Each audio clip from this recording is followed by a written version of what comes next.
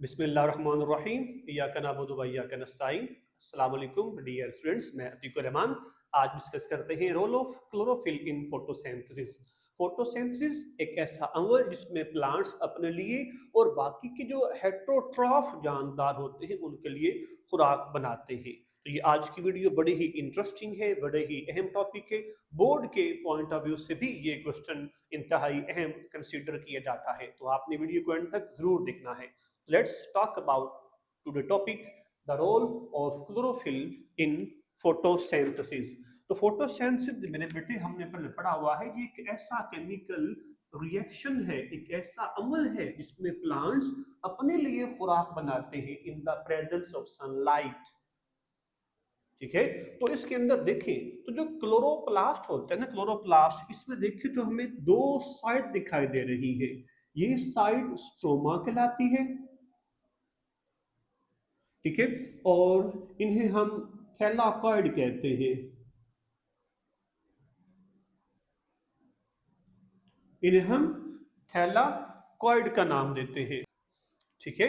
और ये जो कंप्लीट सेट होता है ना, इसे हम ग्रेना या ग्रेनम कहते हैं,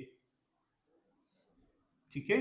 अब ये जो थैलाकॉइड की मेम्ब्रेन होती है ना, इसके ऊपर जो सनलाइट होती है ये फॉल करती है। इसके अंदर एक ग्रीन पिगमेंट क्लोरोफिल होता है। वो क्लोरोफिल ग्रीन पिगमेंट जो है ये बेसिकली प्लांट्स को फोटोसिंथेसिस करने के लिए साइट प्रोवाइड करता है।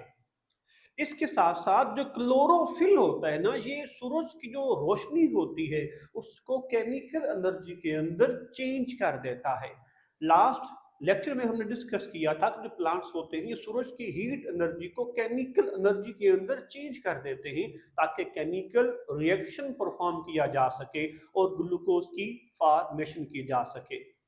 तो ये जो सूरज की जो शुआएं हैं, जो एनर्जी होती है, ये सिर्फ 1% एब्जॉर्ब करते हैं, इस्तेमाल करते हैं, और जो बाकी के 99% लाइट होती है, एनर्जी होती है, वो ट्रांसमिट कर दी जाती है, ठीक है।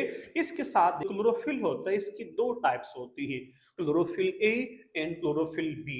क्लोरोफिल ए उस लाइट में से जो ब्लू और रेड लाइट होती है उसको एब्जॉर्ब करता है, और जो बाकी की वेवलेंथ लाइट्स होती हैं उनको क्लोरोफिल बी और कुछ एसेसरी पिगमेंट्स होते हैं लाइक कैरोटीनॉइड्स, ज़ैंथोफिल, ये उसको एब्जॉर्ब करते हैं ताकि प्लांट्स के अंदर प्रॉपर तौर पर ग्लूकोज की फॉर्मेशन की जा सके। ठीक है स्टूडेंट्स, तो देखते हैं आपकी बुक के अंदर क्या बयान किया हुआ है। उसमें कहते हैं the thylakoid membranes of chloroplast contain pigment. वो ग्रीन पिगमेंट कौन सा है? क्लोरोफिल होता है। इसकी दो टाइप्स हैं, क्लोरोफिल ए, क्लोरोफिल बी।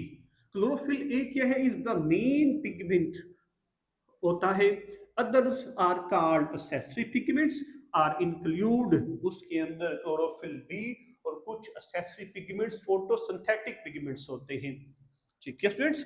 इसमें देखिए ये जो पिगमेंट है ना, पिगमेंट्स ये क्या काम करते हैं? सनलाइट को, जो सूरज की एनर्जी होती है वो बेसिकली हीट एनर्जी होती है, ये उसको चेंज कर दे इसके अंदर जी, convert into chemical energy for photosynthesis.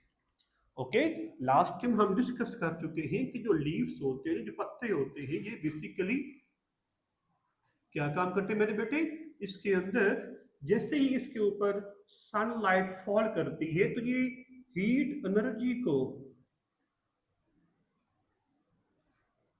Change into chemical energy कर देते हैं,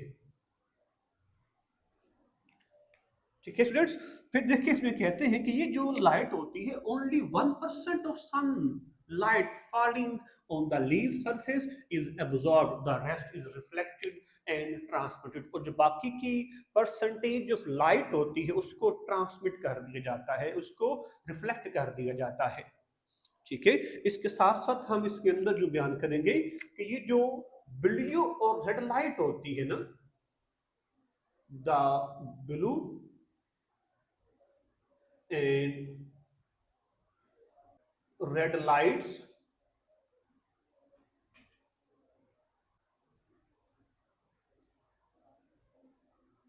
carry out more photosynthesis.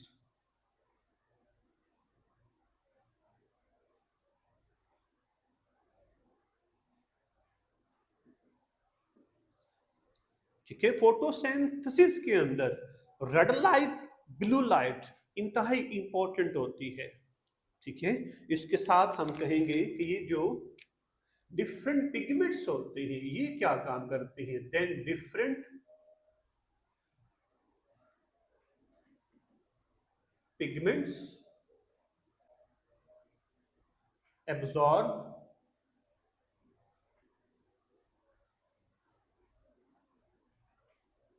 different wavelength of light, length of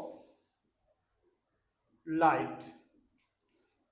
ठीक है स्टूडेंट्स, ये है पिगमेंट्स का काम होता है। इसके अंदर क्लोरोफिल बी, जेंथोफिल्स और कैरोटीनॉइड्स, ये ऐसे पिगमेंट्स होते हैं जो प्लांट्स को फोटोसिंथेसिस करने में अहम किरदार अदा करते हैं। इसके साथ हम कहेंगे क्लोरोफिल ए,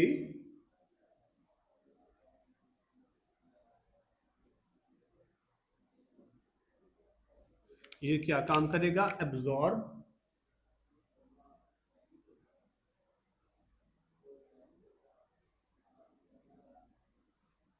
ब्लू एंड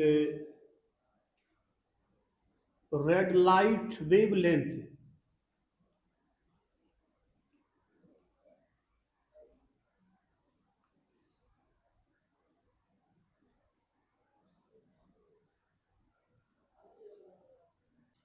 ठीक है, फिर हम कहेंगे the wavelength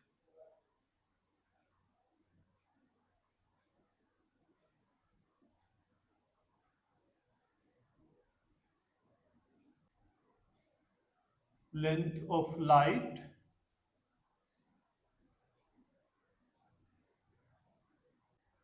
which are not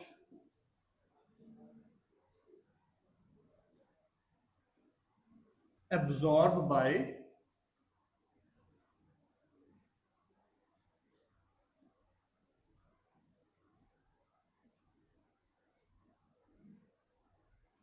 chlorophyll A.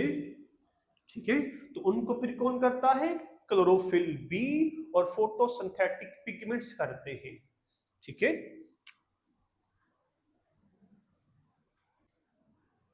Are absorbed bye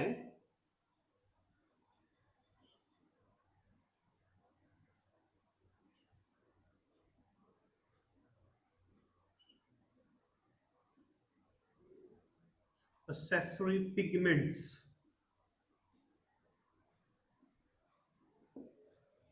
ठीक है स्टूडेंट्स, आपने देखा होगा जो ब्राइट लाइट होती है ना, इसके अंदर डिफरेंट वेव लेंथ वाली रेडिएशंस लाइट्स होती हैं।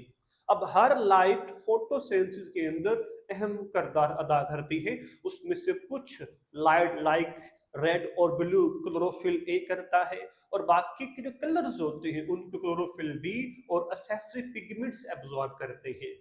ठीक है, फिर इसके साथ हम कहेंगे कि when a pigment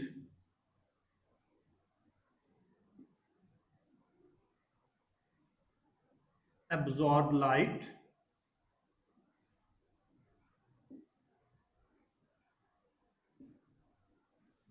ठीक है जी, तो क्या होगा, रिएक्शन अक्कर होगा, occurs in it and its electrons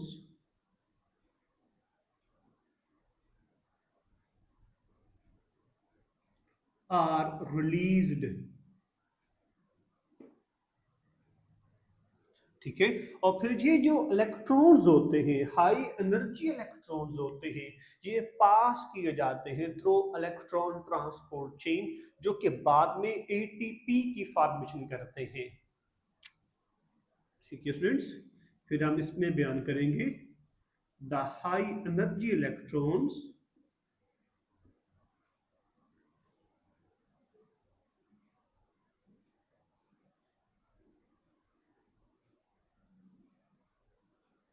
are pass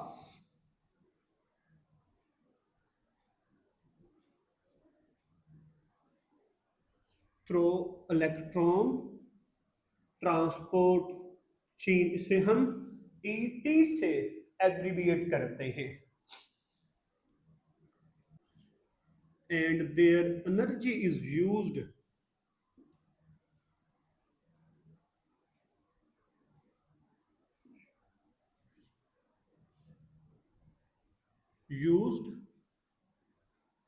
for the formation of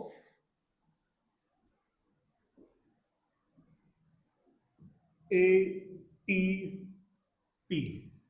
ठीक है, और इसके साथ जो NAD होगा ये रिड्यूस्ड होकर NADPH के अंदर कन्वर्ट हो जाएगा। ये होल प्रोसेस हमारे पास क्या शो कर रहा है? रोल ऑफ क्लोरोफिल शो कर रहा है। इन तमाम इंफॉर्मेशन के अकॉर्डिंग जो हमें बात समझ में आई है वो कौन सी है कि फोटोसिंथेसिस करने के लिए प्लांट्स को क्लोरोफिल की जरूरत होती है। क्यों? क्योंकि क्लोरोफिल ही एक ऐसी साइट है, एक ऐसी जगह है जहां पर फोटोसिंथेसिस का अमल परफॉर्म होता है in the presence of sunlight.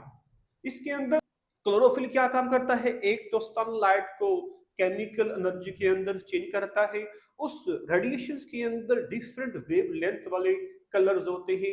Example blue और रेड है जिसको एब्जॉर्ब क्लोरोफिल ए करता है। फिर जो बाकी के अदर कलर्स होते हैं उनको क्लोरोफिल बी और एसेसरी पिगमेंट्स एब्जॉर्ब करते हैं। ठीक है, इसके साथ जो प्लांट्स होते हैं ये एटीपी की फॉर्मेशन करते हैं और एनएडीपी को NADPH के अंदर कन्वर्ट कर देते हैं और NAD को NADPH के अंदर कन्वर्ट कर देते हैं और ATP की भी फॉर्मेशन करते हैं। तो होप सो ये टॉपिक आपको अच्छे से समझ आ गया होगा। If you like this video then make sure like, subscribe and share it. Thank you.